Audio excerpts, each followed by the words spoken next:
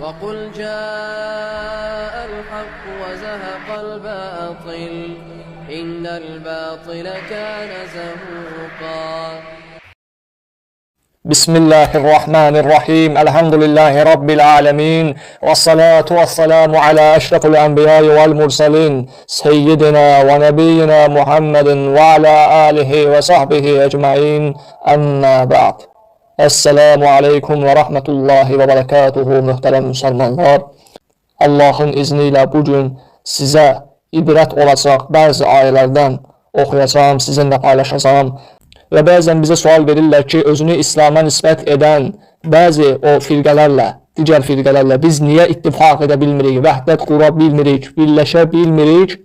Bunun cevabını Allah'ın ayələri ve onu biraz Allah'ın izin verdiği kadar izah edib, şərh edib sizinlə paylaşacağıq ki, görün biz qarşı tərəfi ən çox da şiyələri, rafiziləri nə üzərə birləşməyə dəvət edirik. Gəlin, bax, bunun üzərində birləşək, biz sizdən başqa heç bir şey istəmirik. İlk öncə onu bildirmək istəyirəm ki, gəlib keçmiş ümmətlər və s. Yəni, ay filan kəs belə elədi, ay filan kəs filan şeyi vermədi, bu belə oldu, nə oldu, bunları bir kənara qoyaq. Səmimi, dürüst, ədalətli şəkildə Quran və səhih dəlillər qarşımıza qoyaq və görək Allahın bizdən istədiyi şey nədir, bizim isə onun qarşısında etdiyimiz nədir? Buna diqqətlə baxmalıyıq. Yəni, mən buradan əsasən Şiə firqəsinə, Şiə məzhəbinə səslənirəm və bu ayələri onlara oxuyuram ki, onların da içərisində sıravi olanlar var, bilməyənlər var, hətta bilənləri belə. Yəni, inşallah onların da içində bir bilənlər var, bir ağıllı adamlar var, yəni. Onlar da bu ayələri bir düşünsünlər, bir baxsınlar görək Allah nə istəyir, siz nə edirsiniz, biz nə edirik, bir ona baxmalıyıq. Çox da uzatmadan Qur'an-ı Kərimə yönəlmək istəyirəm, görək Allah nə üzərə ittifaq etməyi əmr edir. Yəni bu bizdən əvvəlkilərə və daha doğrusu desək, bizdən başqa bir qövmlərə aid ayələr ola bilər. Oxuduğum ayələrdən bəzi ola bilər, amma bunu ibrət olaraq oxuyuram ki, bəlkə bizə də bir ibrət olar. Allah necə buyurur, bəlkə düşünüb anlayarsınız. İlk öncə mən Qur'an-ı Kərimdən Ali İmran surəsinin 64-cü ayəsini oxuyacağım. Allah subhanahu ve taala buyurur ki, Bismillahirrahmanirrahim. Qul ya əhləl kitab. De ki, ey kitab əhli. İndi bəzilər deyə bilər, bu başqa qövmlərə aiddir, nə bilim, Yahudilərə aiddir. Yox, burada belə bir şey var ki, bu bir ibrətdir. İbrət olaraq oxuyuram bunu. Yəni, sizə bizə aid deyə yox, ibrət olaraq ki, düşünmək lazımdır. Necə ki, əvvəldə dedim.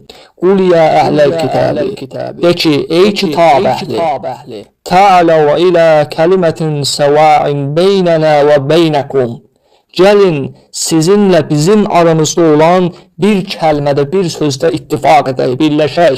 Beynənə və beynəkum. Gəlin, burada birləşək. O hansı kəlmədir? Əllə nə'budə iləllahi və lə nüşriku bihi şeyən.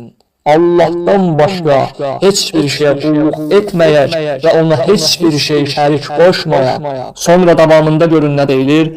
Və lə yəttəxizə ba'duna ba'dən ərbəbən.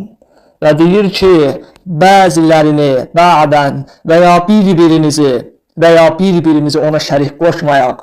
Allahdan başqa o güzə sahib ola bilməyənləri ona şərik qoşmayaq.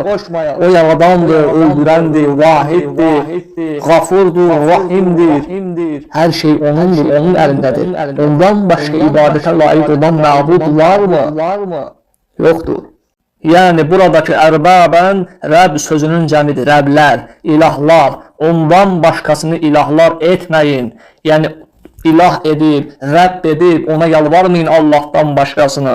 Min dunillahi, ondan başqasını. Fə'in təvəlləv, fəqul şəhədu bi'ənnə muslimun. Və burada da deyir ki, əgər üz döndərsələr, deyin ki, şahid olun, biz müsəlmanlarıq. Bizə ibrət olacaq yer əsas haradır?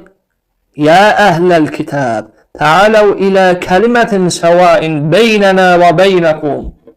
Bir-birimizin arasında olan bir kəlməyə gələk.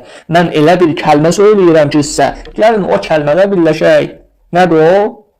Əllə nə'budə iləllah və lə nüşriku bihi şeyən. Allahdan başqa heç bir şey ona şərik qoşmayın.